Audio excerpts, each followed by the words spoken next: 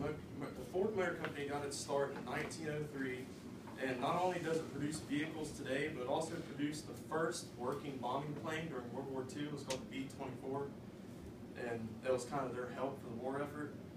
But they took a leap of faith into the car industry in 1903, kind of just jumped right into it. They hadn't really produced anything before besides a motorcycle for the most part. They revolutionized the assembly, kind of fine-tuned the assembly line. They had it before, but they kind of made it the way it is today without all the machines. And I'm kind of a credible source for this because I research a lot of vehicles and have driven a few Ford vehicles before, and it's kind of my hobby to research.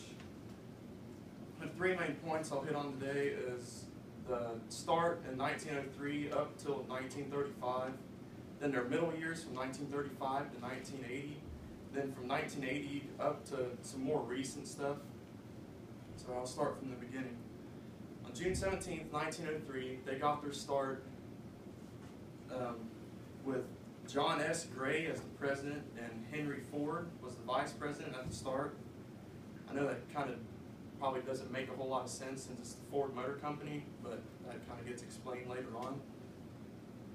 They started out a month later, they produced the Model A, which was kind of like a 1,240-pound go-kart of the day.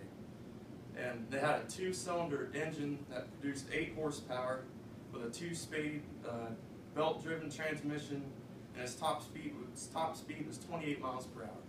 So the world's fastest clocked man running could run 32 miles per hour, so the car wasn't very fast, but for the time, to be able to travel the 20 to 30 miles they usually did, that was pretty impressive for what it was.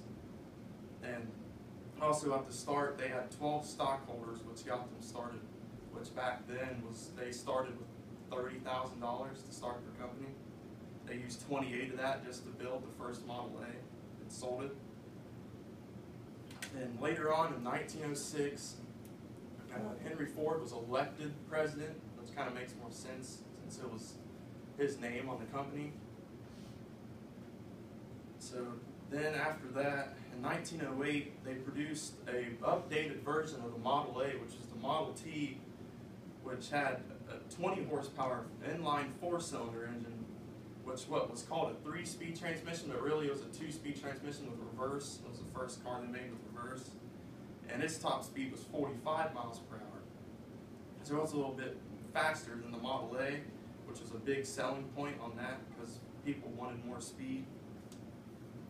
And that was the first car from Ford available to the public.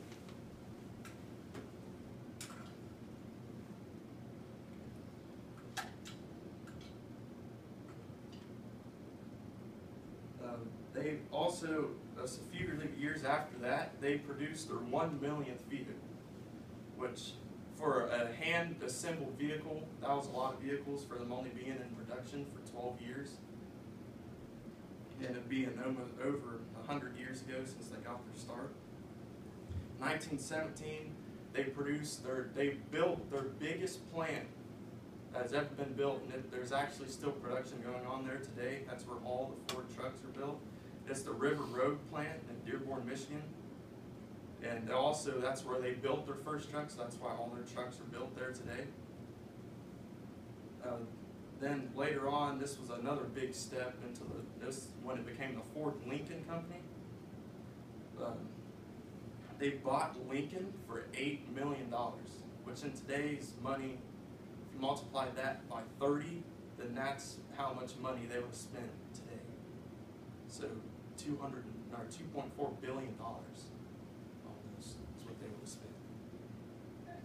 Then production of the Model T halted in 1927, and the production of the new Model A began.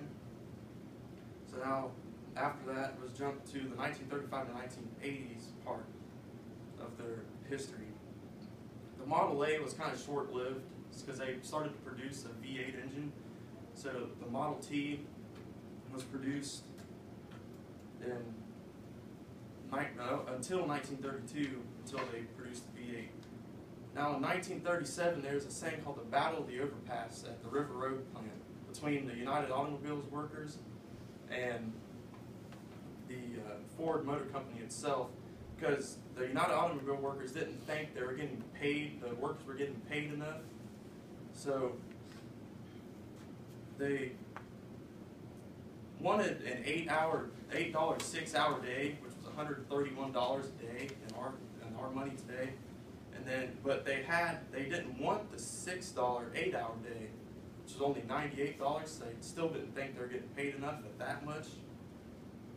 And on right here, this is for like a bunch of people. There's an overpass that came over a river, and they posed for a picture, and the security guards for the plant beat the living crap out of the people that were in the picture, and that was the big controversy of this whole thing. So moving forward, they started producing Mercury cars in 1938, which that's now the Ford Lincoln Mercury Company. Sorry, I can't read that. And then they jumped forward to 1941, where the first Jeep vehicle was built. And then the start of World War II in 1942, that's when they started producing the B-24 bomber. And that completely ceased the production of Ford cars. That resumed later in 1945. In 86 to 87 years, the earnings exceeded GM for the first time since 1926, and with $4.63 billion of revenue. 1990, they acquired Jaguar for $2.5 billion, took a $2.3 billion loss that same year because they bought that. The F-150 series became the best-selling truck for the 10th year in a row in '91. They acquired Hertz, which is the biggest rental car company in the world, in 1994, and then that next year they produced their 250 millionth car, which was where, if you looked at that today, they could have produced enough cars for 3/4 of the United States population to